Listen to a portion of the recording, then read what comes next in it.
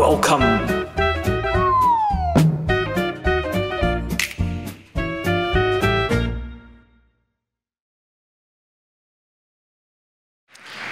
Hello. I hope you're having a really inspiring Amaze. This is a very inspiring festival. I'm glad to be here. I'm Beatrix Moersch. I'm a freelance sound designer based out of Montreal. I've been working a lot in VR for the last few years. Two of my recent projects, Museum of Symmetry and Anamorphine, are both being presented here at Amaze right now, which is pretty cool. And I'm really fascinated by the landscape of VR technologically, but more specifically in terms of how we're used to telling stories. Traditionally, generations have grown up with a particular framing of storytelling in film, in theater. We are always used to seeing the story in front of us. And that's really changing now with the VR landscape. That's me. So we're over a century in to learning how to tell stories with moving images, and this is just in terms of technology. Of course, it goes back further than that with theater, and even further than that with shadow puppets and all of that. But this particular film, The Arrival of the Train, is one of the first visual moving image stories that was presented. It was released in 1895, and when the Lumiere brothers screened it, there's an urban legend that is not entirely verifiable, but they say that the audiences really sort of jumped up and tried to flee their seats. They were just totally freaked out by this train entering the station in front of them.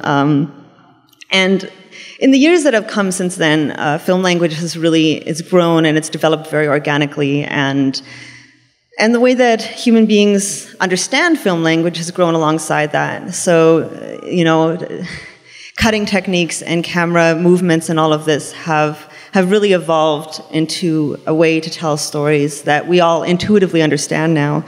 And standards have been established that we still use today.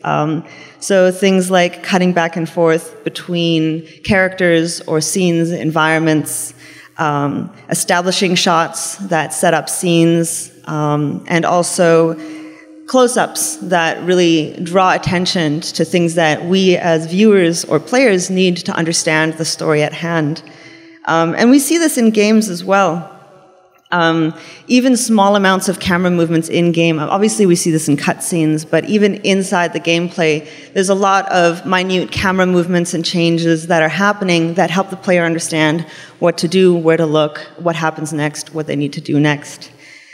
And then when we enter the VR environment, that all kind of doesn't work anymore.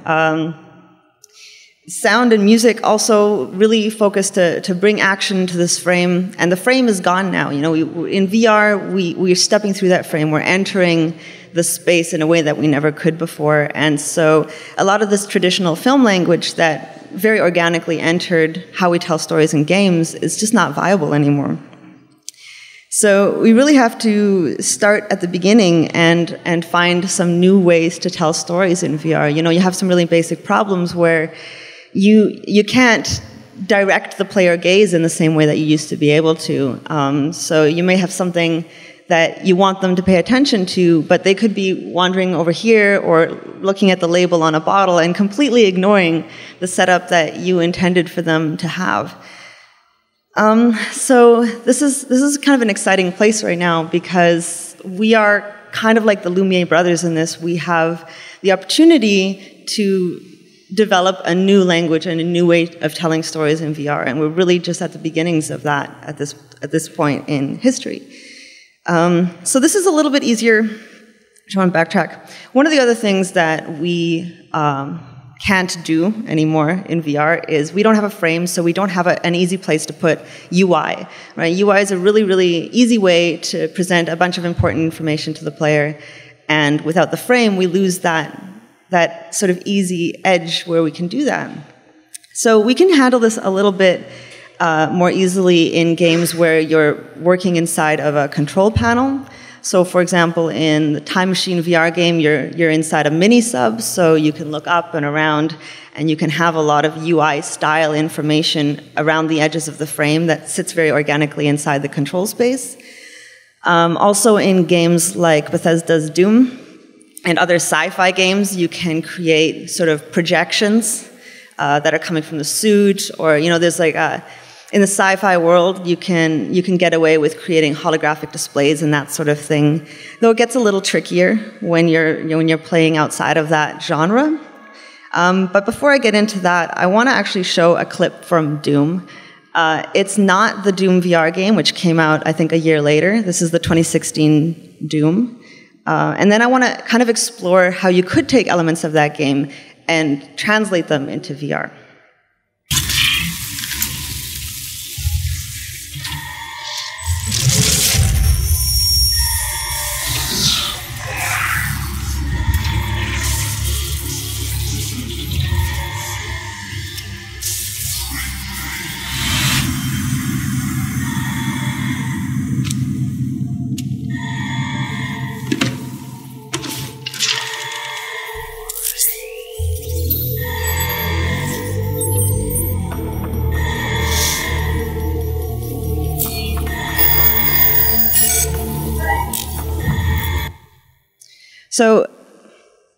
So there's a few different things here. First of all, we have these physical in-game menus. They're panels, they're screens in the game. They're manipulatable in a way that players are really intuitively able to do, right? It's just like having a tablet or whatever. We understand how to use these surfaces. So that's a way to set up UI type information without breaking that immersive feel. We also have, so this moment with the helmet, I think is really interesting. Here in the game, it's a cutscene, but I think this could translate so seamlessly into a VR environment, because if you can find a way to communicate with the player that they need to reach out and pick up this helmet and put it on their heads, it's such an immersive, interactive way to connect to the game that we can't really do that in games normally. You have controller stuff, but like this is a point where you can actually do these physical motions. You can reach out and you can put on that helmet and you can become that character. And then the third thing is this woman that walks by, and this is again a cutscene in the actual game, but it doesn't have to be, because everything else is dim and there's this bright action animation that moves past. And this is exactly the kind of tools that we can use in VR to grab player animation, to grab player attention, rather than creating these cutscenes that force the player to look in a certain way. We can invite them to look in certain directions using light and animation and this sort of thing. Now, I don't want to delve too deeply into how Bethesda ended up handling VR in their actual VR game that came out a year later. It's not a VR version of this game. It's its own game. So none of the stuff that we see here is really in that game. But I did want to talk about how they handle UI. So this is just a GIF that I grabbed of the UI interface that you see in the Doom VR game. And you can see that it's really just a replica of the UI edge facing that you have in the non-VR version of the game. It moves with the player's forward-facing camera direction, but it only moves on a horizontal plane. It doesn't shift in a vertical plane at all. So it feels a little disconnected, because it doesn't feel like it's coming from the suit. It doesn't feel like it's a helmet overlay, because when you're moving around, it doesn't move in the way that you are moving. And you can look and you can compare it, and it's really almost the same concept, just sort of pasted into a VR environment. And I think that's kind of a lost opportunity, because VR is a new medium, and so I think we really have to approach how we project information to the player in a new way. You can't always just copy and paste the way that we've always handled it in traditional games, because there's so much opportunity to branch out of that sort of safe space that we're used to. So alternatively, I want to show some examples from the VR game Farpoint, which is also a shooter, but they don't have any kind of UI at all. So you can see in the top GIF, there's ammo information and gun overheating information, and all of that sort of like pertinent information the player needs is right on the weapon in a way that feels really natural.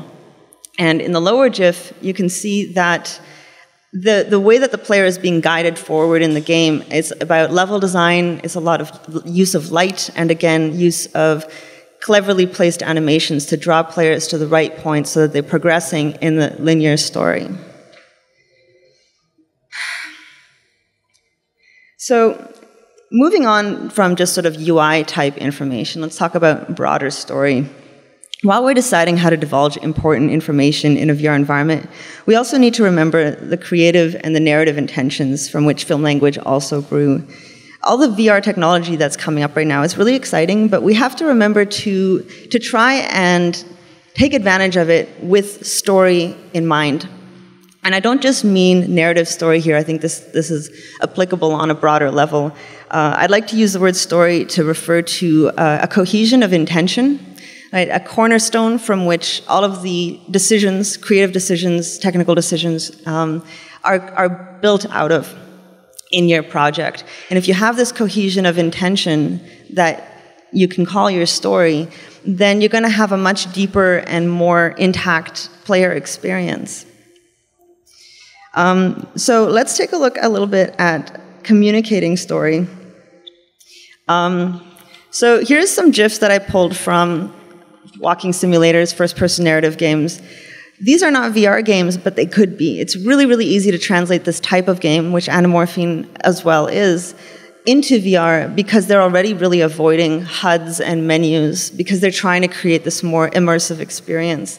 So in these games, you know, they're using physical objects like letters, maps, compasses to tell the story, which I think translates really well into VR. This is something that we can take advantage of. And this is a good place to find inspiration for telling story in VR, where we have to feel a little more, we have to pull inspiration from the real world a little bit more. I think, you know, how do we tell story in VR? How do we communicate information in VR?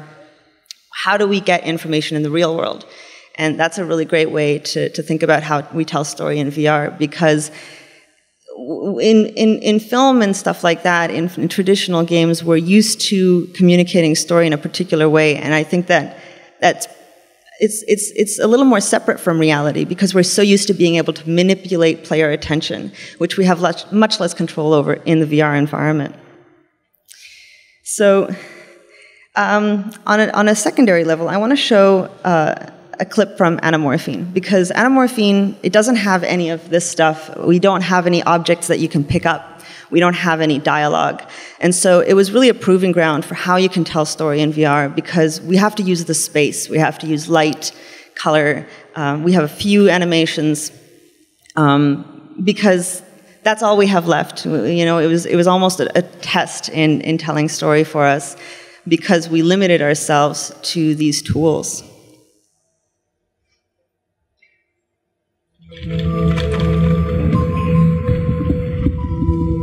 There should be sound here.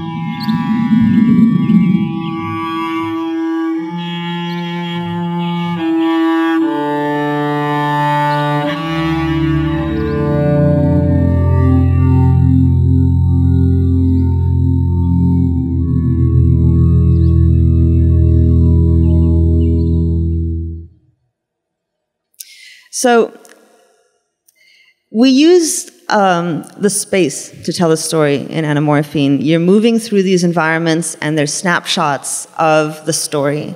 And you enter this apartment again and again throughout the story, and you see the changes that take place, and they're physical changes, and they're also emotional manifestations of changes that are happening to the player and to the player's partner, who is Elena, who plays the cello. And so we're using the physical space to tell the story in a concrete way, but we're also using the physical space to tell an emotional story. And we also use sound a lot because we don't have any dialogue. The music becomes the voice of Elena in some ways. It becomes a strong emotional information tool. And also, sound becomes really valuable for grabbing player attention and giving them a sense of what's next. Because, like I said, if they're looking at some random cool object that's in the corner, or they're exploring the closet in the back of the house, they might not notice that there's this new story element that's opened that allows them to progress forward. And sound can help communicate that, because we do still have a little bit more control over what a person or a player is hearing, whereas we have a little bit less control over what they're seeing in the VR environment. So I'll explain that a little bit more after this next example. Sound?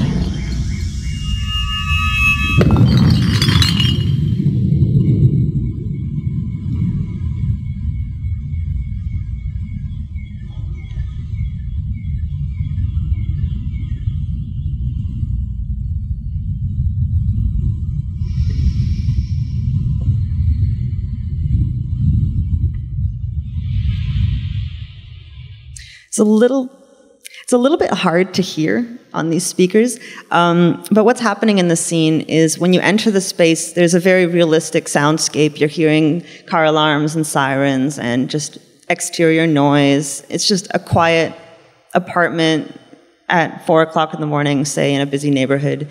But you enter this sort of emotional space where you're interacting with these bottles, and these bottles are, in this case, they're a representation of substance abuse and escapism. And after you've triggered all of the bottles, it opens this portal into this escapist environment. But what happens is, if the player, is interacting with a couple things, maybe they even walked past something, or they glanced at the bottles on the way past, and so they might trigger the portal and not see it happen. But the soundscape changes completely in this point. All of those ambient atmospheric sounds that belong in the apartment, they fade out.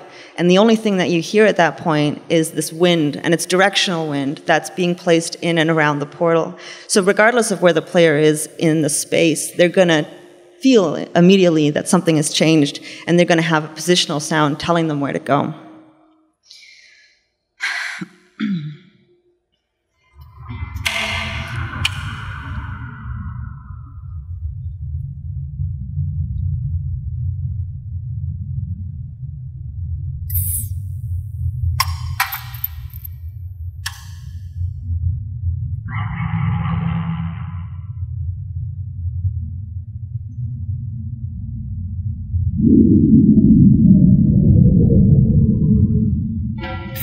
You, follow me. Don't be afraid. Fear is a mind killer. So that example was from Museum of Symmetry. It's another really great example of a combination of animation and light and sound guiding the player to the next point. Because in VR games, elements such as lighting and the physical space and level design, they gain sort of a heightened importance. They become the primary storytelling tools that we have. And so we have to take advantage of them in a way that we maybe didn't have to as much before. We can see that these tools, they're already being used a lot in other games, but they tended to be secondary to camera motion, and just there's a lot of really easy ways to transfer information to the player that we don't have in VR. But this is also a really creative opportunity as well for these disciplines. I actually think it's really exciting, because telling story with light and sound and level design is, it's challenging, but it's challenging in a really positive way. It lets us take advantage of these tools because we don't have the crutches that we're used to. So one of the other things that I think is really important right now is playtesting, which maybe you're all aware of. But because we're experimenting with new storytelling techniques, we don't necessarily know how players are going to react. VR is a really new environment. A lot of people aren't used to it. And so we did tons of playtesting for both Museum of Symmetry and Anamorphine, just to make sure that the story that we were trying to tell was coming across, that players weren't getting lost and confused, and sometimes they were. And so we had to iterate and make sure that we found solutions to that. So in this next example, this is just a GIF. In this next example, so we have these big beautiful flowers, and we want the players to interact with the flowers and to trigger them to grow. And we were having a lot of problems with people avoiding them entirely or just seeing them as part of the landscape and walking right past them. We used sound cues, we used light, and we used color, and we added fog around the base, and it still wasn't enough. A lot of people were getting lost at this point in the game. And finally we came up with these tall pillars of flower petals that are coming out of the flowers. And these became really useful because you could see them across the entire map of this level. And so players were sort of automatically drawn to them. This is an example. We iterated this over a couple of years before we came up with a solution that really worked for most players. And there's another story tool that I haven't talked about a ton yet, which is music. Music has traditionally been used for years and years and years to add feeling or emotion to our stories, which is really important. And music can still be used in this way in VR, obviously. But it's maybe not that obvious because from a sound perspective, when you put a 2D ambience in somebody's head when they're playing a VR game, it can be really disconcerting, and it can cause nausea in some people because we're used to having positional sound tell us environmental information. And so when that positional sound is moving with us in a VR environment, it can be confusing. But we don't feel that way about music. When we're talking about music, we're really automatically, intuitively comfortable with it, which is maybe not surprising because we already create our own soundtracks for ourselves with earbuds and the music that we have in our pockets. And what's exciting about VR is even though you can still use music in this traditional way, you can also really pull it out of that traditional space and place it into the scene and then bring it back out. So we do this a lot in anamorphine, and again, you can't really hear the positional audio in these examples, but when you saw the demo before with the cello, that cello was a 3D positional sound that guides the player to that room, and then when you enter the room, it becomes a 2D immersive soundscape. And you can really pull back and forth between these two spaces to tell a story. And in this case, the story is that, the music is her music, it's the music of your partner, and also it becomes the soundscape for your story. And later on in the scene, after you have exited the mindscape where the music is immersive 2D sound score, those same emitters of music, they become 3D emitters again, and you see a quartet on the stage, and it becomes part of the diegetic scene. And I think that there's a really, really awesome opportunity in VR to start playing with how we interact with music and how music tells story, because we can move between those two spaces so seamlessly.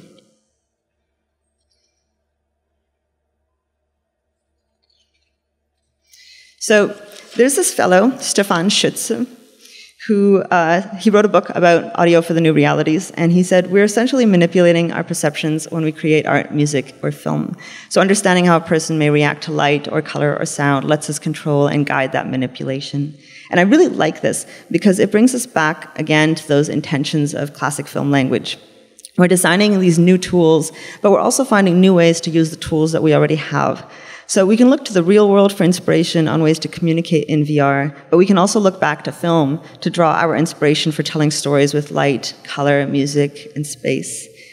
And there's a ton of sound inspiration to be drawn from film as well, but in some ways, sound is the element that is most impacted by the move into VR. As I already mentioned a little bit before, when you're in the VR environment, the human brain expects so much more information from the audio environment. And when that is mismatched, it can cause nausea and discomfort in the player. And so I want to talk a little bit about how we perceive sound to set that into context.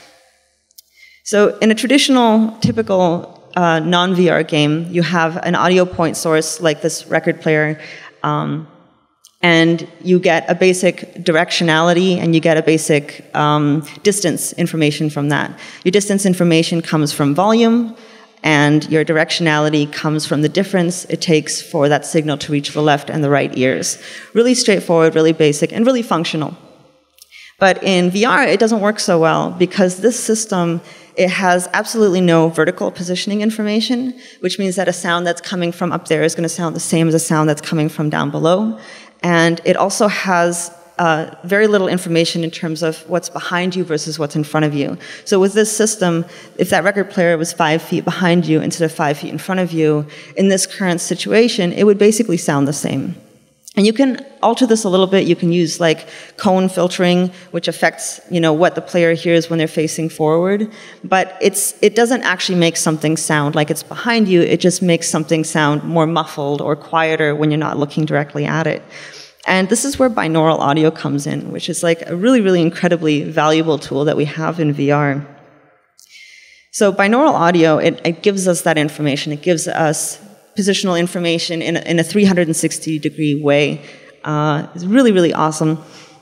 It began as a recording technique where you would actually put 2 mono microphones in your ears or in the ears of a mannequin head like this one. And the reason that this works is because we actually get a ton of positional information from the shape of our heads. So the way that our ears are filtering sound, the way that our chins and just the head shape that we have is actually telling our brains like huge amounts of information about whether a sound is above us or below us. And so simply by recording in this way, we get this really true-to-life sensation of stereo sound as we experience it in the real world. Now, we can't actually use binaural recording in VR because it only works if you're facing forward. It only works if you're in a static space. So as soon as a player is moving around, the illusion is broken. And by the way, if anyone wants to hear this, if you're not familiar with it, there's if you look up virtual barbershop on YouTube, you can listen to that with your headphones, and it sounds like somebody's cutting your hair, and you just close your eyes, and it's almost creepy. It feels like there's somebody right behind you. But what's really exciting is that we don't have to use recording. There's awesome HRTF algorithms. HRTF, by the way, is head-related transfer function, which is the whole science behind the way that we filter sound. And so there's these really great plugins available now. There's the Oculus plugin, which is free, the Real Space 3D plugin, and also Google has one out now, which is open source, which is the Resonance Audio plugin. They can be used in audio implementation middleware, or they can be used directly in Engine. And they let us create that positionality. And in VR, it makes a huge difference to how real the space feels. So for interactive objects, or point sources that we want to draw player attention to, it just takes the realism and the immersion of the experience to that next level.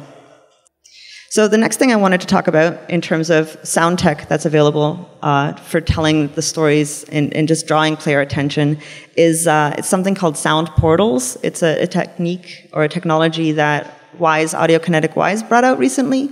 And we didn't use this in Anamorphine because it didn't exist yet in Anamorphine. It's really quite new. And I remember when we were developing the game, I was wishing for something like this.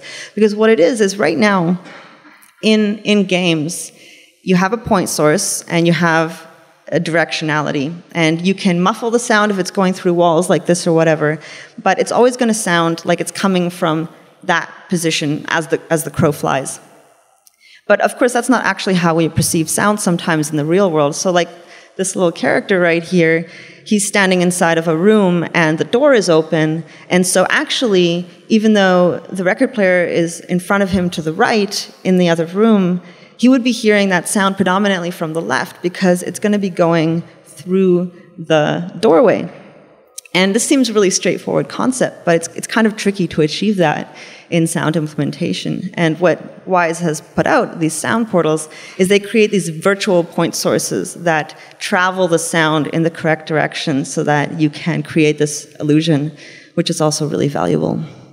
The last quick sound tech thing that I wanted to mention is Ambisonics. Ambisonics is a little bit like binaural in concept, except whereas binaural is sort of a specific point source, Ambisonics was originally also a recording technique where you're trying to capture a whole ambience. So you could put the microphone, looks like this, in the middle of a space, and you're capturing this full 360-degree recording of the spatial sounds around you. And it's not a channel specific, it's not 5.1 or 7.1 or 72.1. It's a set of information that can be scaled to as many or as few speakers as you may wish for. So it can actually be scaled all the way down to binaural and used to create really realistic, immersive 3D ambient spaces in VR, which is really exciting and really important because otherwise you're relying entirely on point sources since you can't use these stereo ambiences that we're used to using. And stereo ambiences that you might use in traditional games or in film, they are really rich in information. And so when you remove that from your tool set, it's a lot more difficult to create that immersive ambient space, and Ambisonics fills that gap. It's not perfect, so Ambisonics has a few problems. One of them is that if you're listening to an ambisonic environment, you might hear point sources that are, say, birds chirping or something like that. You can walk as far in that direction as you want, but you're never going to get any closer to those birds.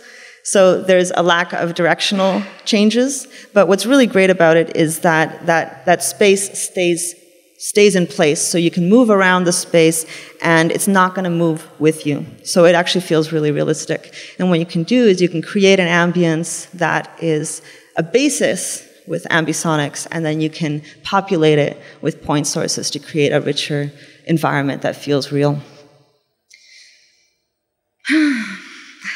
That's basically all I have. Obviously, I am a sound designer, so I think a lot about how we tell stories through sound and the kinds of tools that we have available for us to do that. I think that immersion is hugely connected to the way that we hear these environments. And there's so much story that can be told through sound in terms of drawing player attention, but also in terms of an emotional space. But also extending that to game design, level design, and light. All of this stuff that I've talked about with sound really applies to all of these disciplines as well, in just that the way that we can take advantage of the technologies to tell the stories that we want to tell. Compulsory contact info if you want to ask any questions after today. Does anybody have any questions?